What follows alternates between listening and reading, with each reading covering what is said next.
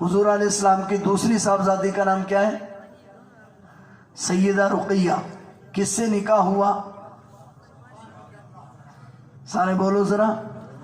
حضرت عثمان رضی اللہ تعالیٰ عنہ سے ایک بیٹا پیدا ہوا، اس کا نام ہے عبید اللہ. ٹھیک ہے، اب کتنے ہو گئے کل؟ 3 ہو گئے، 2 نواسے اور 1 نواسی. آگے چلیں. تیسری بیٹی کا نام کیا ہے؟ حضرت ام کلثوم رضی اللہ تعالیٰ عنہ. کس سے نکاح ہوا؟ حضرت عثمان رضی اللہ تعالیٰ عنہ سے. علماء بیٹھے، ایک بات یاد آ گئی. حضرت عثمان کا لقب ہے ذی النورین. ایک وجہ اس کی یہ بیان کی گئی ہے کہ آپ کی 2 بیٹیاں ان کے گھر میں ہیں، ان کو اس لیے ذی النورین کہا جاتا ہے. بہت توجہ، آپ کی 2 بیٹیاں ان کے گھر میں ہیں اس لیے ذی النورین کہا جاتا ہے. اور ایک وجہ اور بھی عجیب لکھی ہے علماء نے، بیان کر دوں؟ جاگ رہے ہیں آپ یا سو رہے ہیں؟ کہتے ہیں ذی النورین کہنے کی ایک وجہ یہ ہے کہ 2 مقام ایسے ہیں جہاں پہ حضرت عثمان گئے نہیں، شمار ہوئے.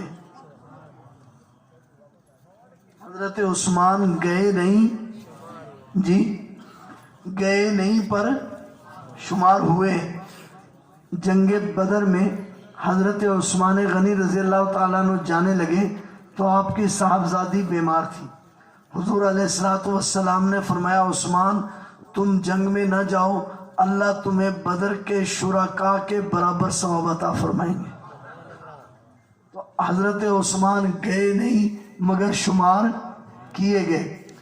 دوسرا مقام، نبی کریم صلی اللہ علیہ وسلم بیعت لے رہے ہیں، بیعت رضوان. بیعت رضوان کے موقع پر بیعت کس بات پر ہو رہی ہے کہ ہم اس وقت تک واپس نہیں جائیں گے جب تک حضرت عثمان غنی کے خون کا بدلہ. بہت عجیب بات میرے ذہن میں آ گئی. کہتا چلوں بس گھڑی رکھنے کا مطلب ہے کہ میرا ٹائم ختم ہو گیا. تو حضرت عثمان غنی رضی اللہ تعالیٰ عنہ رضوان، بیعت رضوان کے وقت آپ تو کہاں تھے؟ مکہ مکرمہ. حالات کی خبر لینے کے لیے گئے ہوئے تھے اور ادھر بیعت شروع ہو گئی. اور بیعت یہ تھی کہ ہم اس وقت تک نہیں جائیں گے جب تک عثمان غنی کے خون کا بدلہ ہے. جی سارے بولو نا.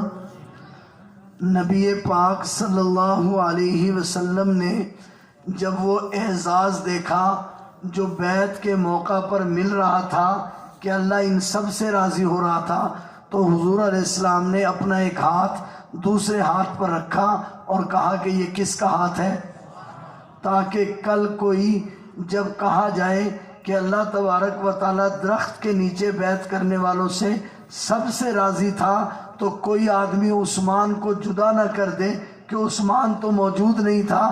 تو حضور نے اپنا ہاتھ رکھ کے بتلایا یہ عثمان کا ہاتھ ہے. اور بعض علماء نے تو حد ہی کر دی، انہوں نے کہا ان ہاتھ رکھنے والوں کو اللہ نے کہا ید اللہ فوق ایدیہم. بس میری بات ختم ہوئی، میں سمیٹ رہا ہوں بات کو. کیا کہا؟ ید اللہ، ان لوگوں کے ہاتھوں کے اوپر کس کا ہاتھ ہے؟ جی بہت توجہ، کس کا ہاتھ ہے؟ اللہ کا. تو صحابہ کرام بیعت کر رہے ہیں کہ عثمان غنی کے خون کا بدلہ لیں گے. ابھی تو عثمان غنی شہید نہیں ہوئے اور نہ اس موقع پر آپ نے شہید ہونا ہے. آپ نے شہید ہونا ہے آگے جا کر. اس وقت بیعت کرنے والوں میں سے تو کوئی نہیں ہوگا مگر ید اللہ فوق ایدیہم، جو ہاتھوں کے اوپر ہاتھ رکھ رہا ہے وہ تو ہوگا. بہت عجیب بات علماء نے لکھی ہے، کہا کہ وہ تو ہوگا. گویا کہ اللہ نے بھی عہد کیا ہے کہ میں عثمان غنی کے خون کا بدلہ لوں گا، میں عثمان غنی کے خون کا بدلہ لوں گا. پھر جب حضرت عثمان غنی شہید ہو گئے اور جس بدبخت نے، جن لوگوں نے حضرت عثمان غنی کو شہید کیا تھا، اٹھائیے کتابیں، علماء نے لکھا ہے، محدثین نے واقعہ نقل کیا ہے، ابن حجر وغیرہ نے، کہ ایک شخص کو بیت اللہ کا طواف کرتے ہوئے دیکھا گیا، اس کے ہاتھ ٹوٹے ہوئے تھے. بیت اللہ کا طواف کر رہا تھا اور یہ کہہ رہا تھا یا اللہ مجھے معاف کر دے، مگر مجھے معلوم ہے کہ تو مجھے معاف نہیں کرے۔ امام حسن نے پوچھا تم یہ کیوں کہہ رہے ہو کہ اللہ مجھے معاف نہیں کرے گا؟ کہا میں وہ بدبخت ہوں جس نے سیدنا عثمان غنی کے چہرے پر دوسرے دن قتل کے شہادت کے دوسرے دن تھپڑ مارا تھا، اور بی بی نیلہ نے مجھے بد دعا دی تھی اللہ کرے تیرے دونوں ہاتھ ٹوٹ جائیں۔ اسی وقت میرے دونوں ہاتھ ٹوٹ گئے تھے۔ میں اس وقت سے دعا کر رہا ہوں کہ اللہ مجھے معاف کر دے، مگر مجھے معلوم ہے کہ اللہ مجھے معاف نہیں کرے۔ ید اللہ فوق ایدیہم، میں ان سے بدلہ خود لے لوں گا۔ تو اللہ تعالیٰ نے عثمان غنی کے قاتلوں سے بدلہ خود لے لیا۔ تو عثمان غنی کے گھر حضور کی کتنی بیٹی ہیں؟ 2۔ بس اس بات کو سمیٹ کے ختم کرتے ہیں۔ چوتھی بیٹی کا نام کیا ہے؟ سیدہ فاطمہ۔ نکاح کس سے ہوا؟ حضرت علی رضی اللہ تعالیٰ عنہ سے۔ کتنے بچے ہیں؟